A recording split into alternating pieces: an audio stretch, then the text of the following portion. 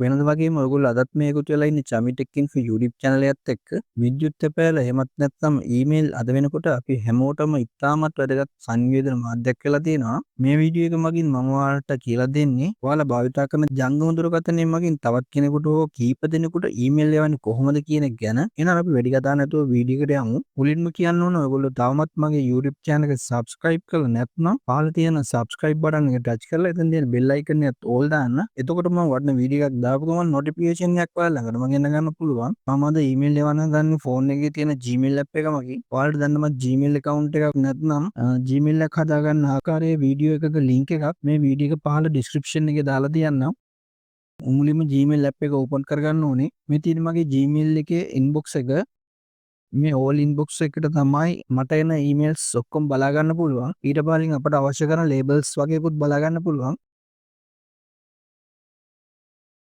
දැන් මම ඊමේල් එකක් යවන්න පහළ තියෙන කම්පෝස් ටච් කරනවා. ඒත් එක්කම අපි මේ වගේ ඉන්ටර්ෆේස් එකකට යනවා. උඩින්ම from කියන තැන මගේ ඊමේල් ඇඩ්‍රස් එක බලා ගන්න පුළුවන්. අපිට ඊමේල් එකක් යවන්න අවශ්‍ය කෙනාගේ ඊමේල් ඇඩ්‍රස් එක පහළ to කියන තැන ටයිප් කරන්න ඕනේ.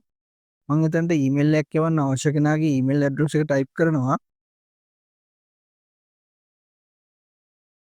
ඊට පස්සේ සබ්ජෙක්ට් කියන තැන අපි යවන ඊමේල් එකට අදාළ මාතෘකාවක් දෙන්න ඕනේ. ඒක ඔයාලට අවශ්‍ය ආකාරයේ අවශ්‍ය භාෂාවකින් ටයිප් කරන්න. මම how to send an email කියලා ටයිප් කරනවා.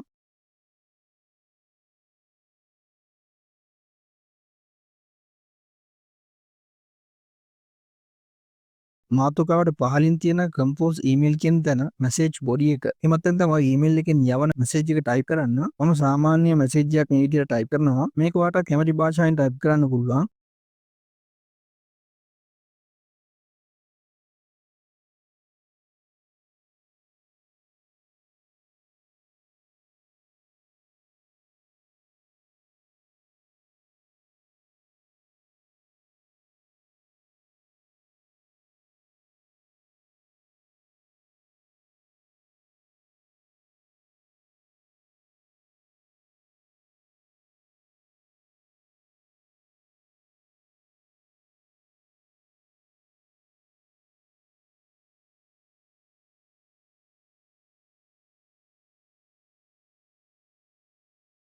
ඔයා දැනගත යුතු තවත් දෙයක් මම මෙතෙන්දි කියලා දෙන්නම්. මේ 2 කියන තැන ඉස්සරහා ඔයාලා තියෙන ease ටච් කළාම CC හා VCC කියලා ඔප්ෂන් දෙකක් බලා ගන්න පුළුවන්. CC කියන්නේ carbon copy කියන එක. අපිට මේ email එකේම පිටපතක් තවත් email address එකට හෝ keep එකකට මේ සමගම එකවර යවන්න අවශ්‍ය නම් ඒ email address සියල්ලම මෙතනට ඇතුළත් කරන්න පුළුවන්. එතකොට අපි මේ email එක මුලින් යවන්න හදපු කෙනා දැනගන්නවා. ඒ කියන්නේ 2 කියන තැන email address එක දීපු කෙනා දැනගන්නවා මේ email එක පිටපත කීයක් යවලා තියෙද ඒ කාටද යවලා තියෙන්නේ කියලා. අපිට මෙතනට ඊමේල් ඇඩ්‍රස් කීපයක් වුණත් ඇඩ් කරගන්න පුළුවන්.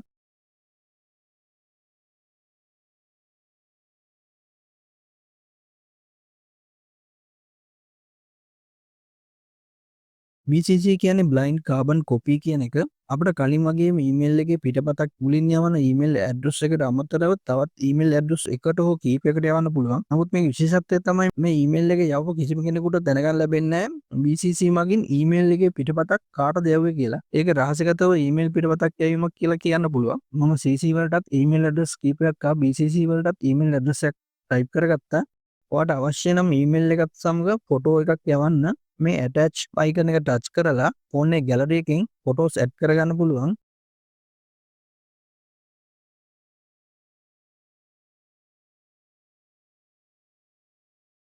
මේ කැමරා අයිකන් එකෙන් ෆොටෝස් අරගෙන යවන්නත් පුළුවන්.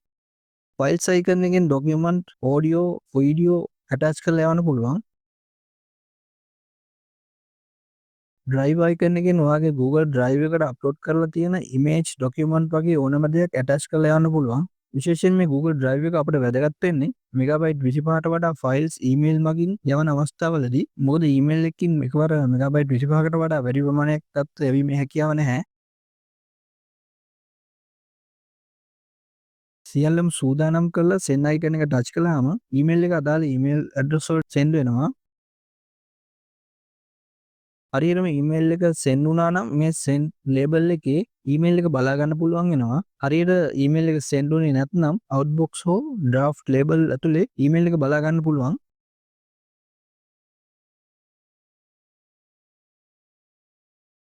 ඉතින් මේ වීඩියෝ වලට ප්‍රයෝජනවත් වුණා කියලා හිතනවා. ඉතින් මේ වීඩියෝ එක ප්‍රයෝජනවත් වුණා නම් වීඩියෝ එක ලයික් එකක් දාන්න, කමෙන්ට් එකක් දාන්න, යාළුවන්ටත් දැනගන්න ෂෙයා කරන්න, මගේ YouTube channel එක subscribe කරන්න. අපි නැවත වීඩියෝ එකකින් හමු වෙමු.